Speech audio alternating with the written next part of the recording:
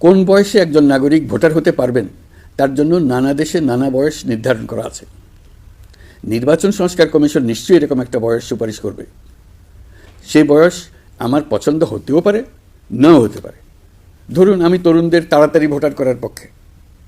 যে যত তরুণ, পরিবর্তনের প্রতি তার আগ্রহ তত বেশি। এই হলো আমার যুক্তি। দেশের ভবিষ্যৎ নিয়ে তার আগ্রহী, নিজের ভবিষ্যৎ নিয়ে তার মতামত দেওয়ার জন্য আমি মনে করি ভোটার হওয়ার বয়স 17 বছর নির্ধারিত হওয়া উচিত। নির্বাচন সংস্কার কমিশন কী সুপারিশ করবেন তা আমার জানা নেই, কিন্তু দেশের বেশিরভাগ মানুষ যদি কমিশনের সুপারিশ করা বয়স পছন্দ করে, ঐকমত্যে পৌঁছার জন্য আমি তা মেনে নেব। সবকটা কমিশন মিলে আমাদের সামনে বহু সুপারিশ তুলে ধরবে। আমরা এখন এমন পর্যায়ে পৌঁছেছি যে যাই মতামত হোক না কেন, আমরা দ্রুত একটা ঐকমত্য প্রতিষ্ঠিত করে সংস্কারের কাজগুলো করে ফেলতে চাই, নির্বাচনের পথে যেন এগিয়ে যেতে পারি।